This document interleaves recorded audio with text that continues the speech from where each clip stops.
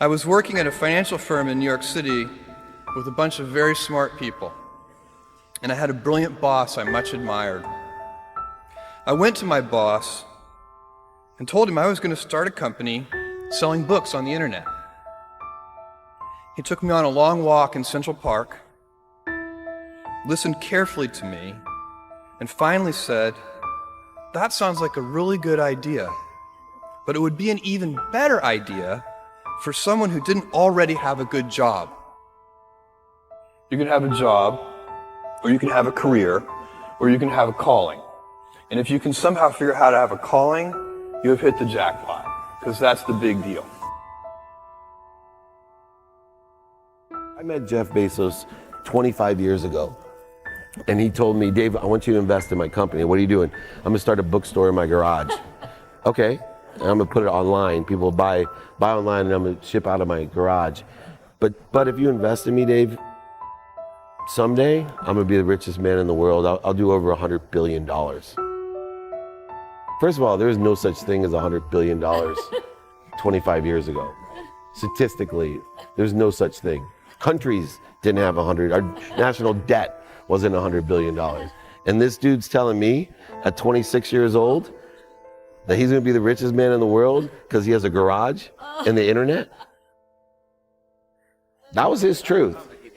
No, but he did not know it, and neither did I. But the difference between him and I is I was laughing, scoffing, and jesting at him, and he was already applauding himself, going, at the right way, at the perfect time, I'm gonna make as much as I can as quickly. And I'm sitting there going, there's no way this is gonna be a big business. Do something you're very passionate about, and don't try to chase what is kind of the hot passion of the day. Seen in that light, it really was a difficult choice. But ultimately, I decided I had to give it a shot. I didn't think I'd regret trying and failing. And I suspected I would always be haunted by a decision to not try at all. After much consideration, I took the less safe path to follow my passion, and I'm proud of that choice. As a young boy, I had been a garage inventor.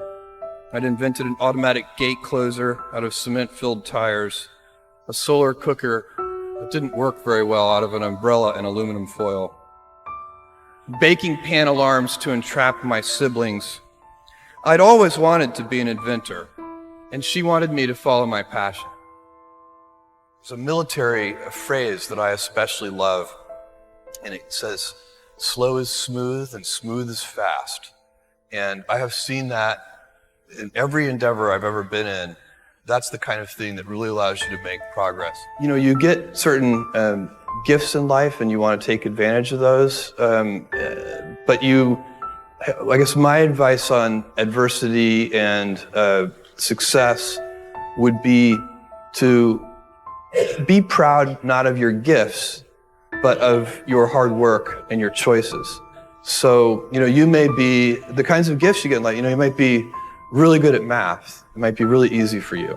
That's a kind of gift. But practicing that math and taking it to the next step, that could be very challenging and hard, and take a lot of sweat. That's a choice. You can't really be proud of your gifts because they were given to you. You can be grateful for them and thankful for them. But your choices, you choose to work hard. You choose to do hard things. Those are choices that you can be proud of. You can choose. We all get to choose our life stories, and it's the choices that define us, not our gifts. Everybody in this room has many gifts. I have many gifts. You can never be proud of your gifts because they're gifts. They were given to you. You might be tall, or you might be really good at math, or you might be extremely beautiful or handsome, or there are many gifts, and you can only be proud really of your choices because those are the things that you are acting on. And one of the most important choices that each of us has, and you know this just as well as I do, is you can choose a life of ease and comfort, or you can choose a life of service and adventure. And when you're 80, which one of those things do you think you're going to be more proud of? You're going to be more proud of having chosen a life of service and adventure. There's never been a better time to be alive. I mean, it's just incredible the amount of inspiration that the world generates for me, and I think for a lot of people. It's insane, the amount of change and invention and opportunity.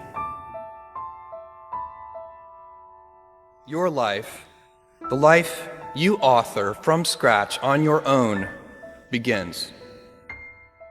How will you use your gifts? What choices will you make? Will inertia be your guide, or will you follow your passions? Will you follow dogma, or will you be original? Will you choose a life of ease, or a life of service and adventure? Will you wilt under criticism, or will you follow your convictions? Will you bluff it out when you're wrong, or will you apologize? Will you guard your heart against rejection, or will you act when you fall in love? Will you play it safe, or will you be a little bit swashbuckling?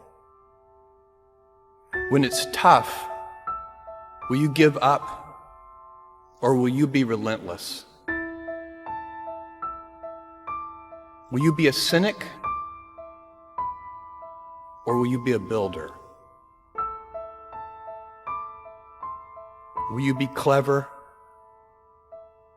at the expense of others, or will you be kind? Every time you figure out some way of providing tools and services that empower other people to deploy their creativity, you're really onto something. You know, you're very lucky if you have a career. A lot of people end up with a job. If you don't love your work, you're never going to be great at it. Jules Verne, Mark Twain, Galileo, Newton, all the curious from the ages would have wanted to be alive, most of all, right now. As a civilization, we will have so many gifts, just as you as individuals have so many individual gifts as you sit before me. How will you use these gifts? And will you take pride in your gifts or pride in your choices?